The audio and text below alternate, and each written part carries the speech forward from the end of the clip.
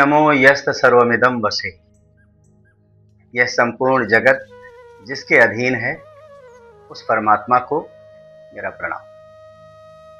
मित्रों, आज मैं आपके समक्ष अपने नए चैनल सारथी के माध्यम से विश्व सभ्यता का या मानव सभ्यता का सनातन और वैज्ञानिक इतिहास बताने आया हूं।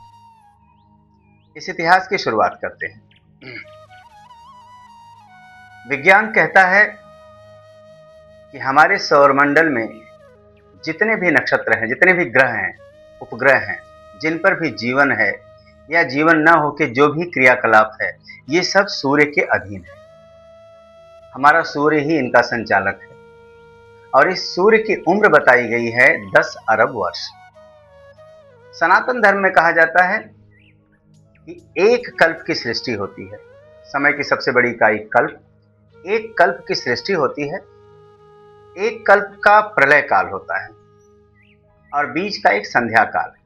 तो प्रलय काल और सृष्टि काल प्लस उसमें जोड़ दें हम संध्या काल, तो इन तीनों को अगर मिला दें तो ये जो उम्र आती है, ये जो समय आता है, ये भी 10 अरब वर्ष के आसपास है। और सूर्य के साथ साथ हमारी सृष्टि अगर समाप्त हो जाएगी, विज्ञान कहता है कि जब सूर्य खत्म हो जाएगा तो सृष्टि खत्म हो जाएगी। तो हमारी मान्यता के हिसाब से इतने ही वर्ष में 10 अरब वर्ष में ही हमारी सृष्टि ये खत्म हो जाती है। तो कितना सटीक है, दोनों कितने आसपास हैं। इसके अलावा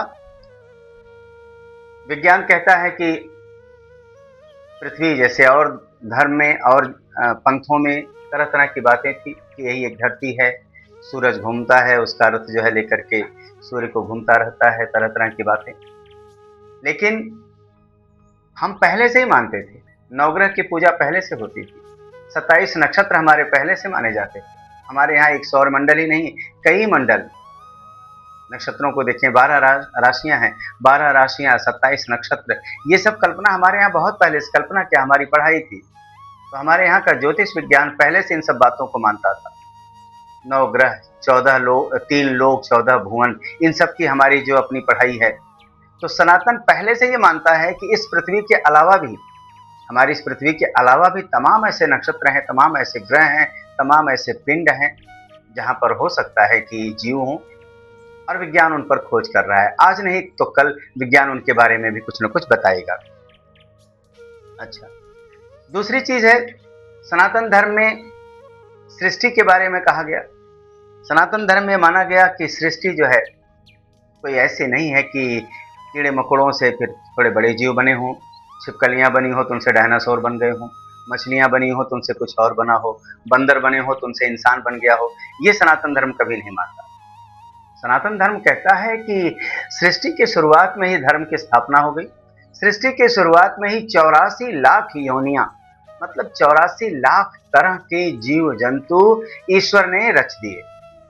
आप उसे ईश्वर कह लें, आप उसे केतु कह लें, आप उसे प्रकृति कह लें, जो चाहें सो कह लें, लेकिन सनातन धर्म में उसे पुरुष कहा गया है, प्रधान पुरुष कहा गया है, उसे परमात्मा कहा गया है।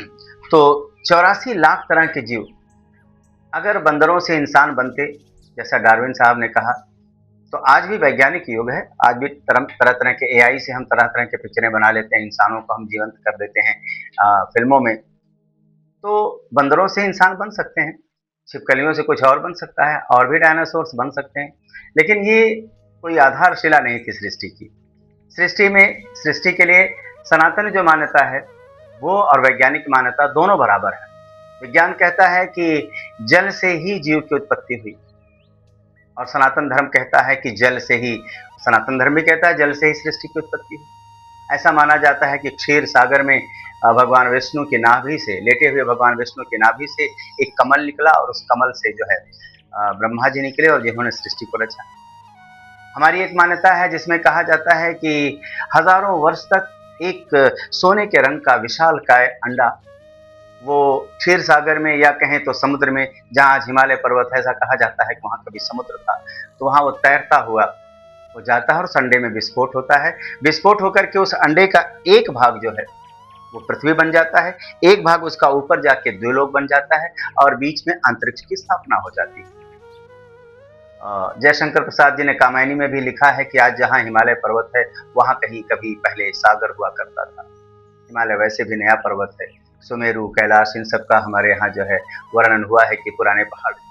तो ऐसा माना गया कि उसमें से, उस अंडे में से ब्रह्मा जी की उत्पत्ति होती है। ब्रह्मा जी को, या हम अपने ईश्वर को नारायण भी कहते हैं। नार प्लस आयन, नारायण मतलब नार प्लस आयन। नार माने पानी, जल, और आयन माने घर। जिसका घर जो है पानी में हो, हम चाहे उन्हें क्षीर सागर में रहने वाले, शेष सैया पर लेटने वाले विष्णु जी को मान लें, या ब्रह्मा जी की उत्पत्ति हुई तो जैसे माने, तो कहीं न कहीं हमारे यहाँ क्या है, सनातन धर्म ने बिल्कुल वैज्ञानिक तरीके से जो वस्तु का गुण था, जो भी किसी भी मैटर का गुण था, उसी के अनुरूप उसका नाम रखा। तो ऐसा, तो कहते हैं कि नारायण नाम पड़ा उनका। ब्रह्मा जी उसमें से निकले और ब्रह्मा जी ने सृष्टि को रचा, और ब्रह्मा जी ने तरह तरह से रचा। एक और चीज देख लें वैज्ञानिक तथ्य पर और सनातन तथ्य पर। विज्ञान ने कहा कि पहले जीवों की उत्पत्ति जो है जल में हुई।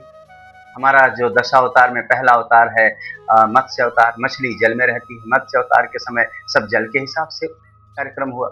दूसरा अवतार हमारे यहाँ कच्छप अवतार, कूर्म अवतार। विज्ञान कहता है कि धीरे धीरे जल में से जीव जंतु निकले और जल के आसपास। तो कच्छप अवतार, कच्छप जो जल में रहता है और जल के आसपास भी, बाहर भी रह लेता है। तीसरा अवतार फिर हमारे यहाँ जो है कहते हैं, उसके बाद कीचड़ में जो है तरह तरह के प्राणी हुए। विज्ञान कहता है, सनातन कहता है तीसरा अवतार जो है वाराह अवतार, जो कीचड़ में हुआ। वाराह जो है कीचड़ में रहने वाले। चौथा अवतार फिर वन में, धीरे धीरे वनस्पतियों में जो है उनका विकास हुआ और उनमें जो है जीव जंतु आए। हमारे यहाँ चौथा अवतार जो है नरसिंह अवतार हुआ, जो सिंह के रूप में और मनुष्य के रूप में, मृक्षक के रूप में थे। पांचवा अवतार फिर हमारे यहाँ जो है वामन अवतार हुआ। नृसिंह से फिर धीरे धीरे वामन में जो है मतलब कि मनुष्य रूप में। विज्ञान कहता है फिर चिंपैंजी हुए, इस तरह से जो है वनमानुष हुए, जो आकार में छोटे थे, अजीब तरह के थे।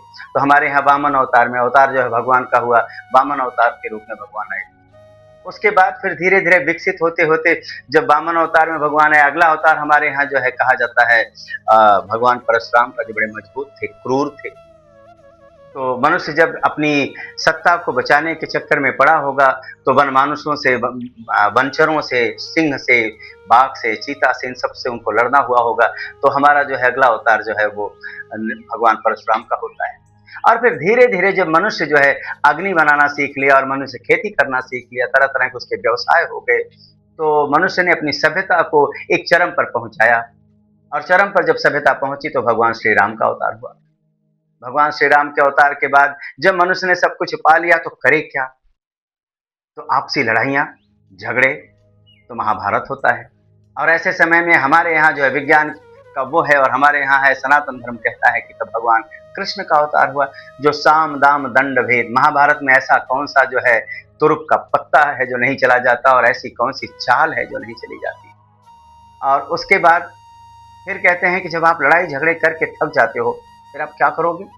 फिर आप शांति की खोज में जाओगे। तो हमारे यहाँ नवा अवतार जो है भगवान बुद्ध का माना जाता है, जो शांति की खोज में जाते हैं।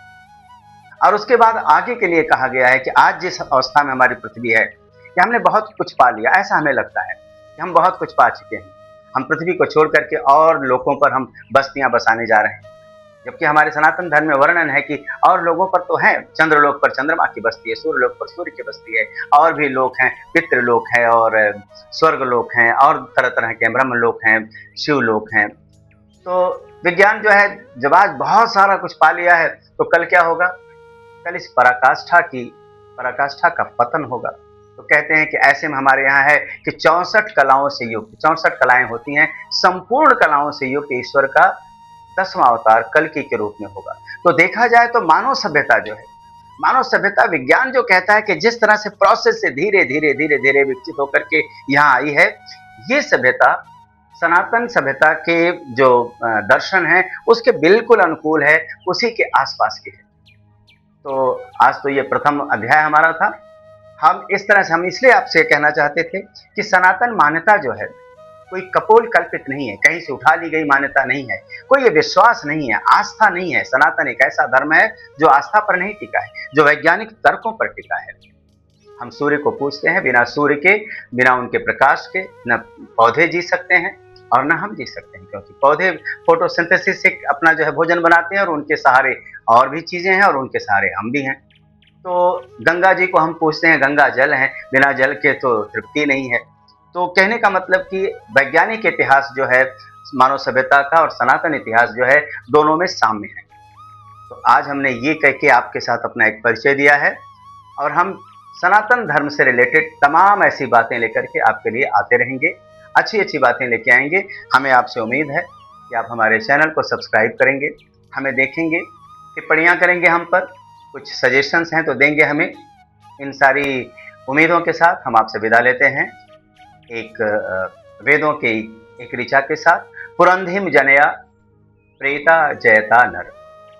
हे मनुष्य, अपने अंदर कार्य करने की क्षमता को उत्पन्न कर, विकास कर, आगे बढ़।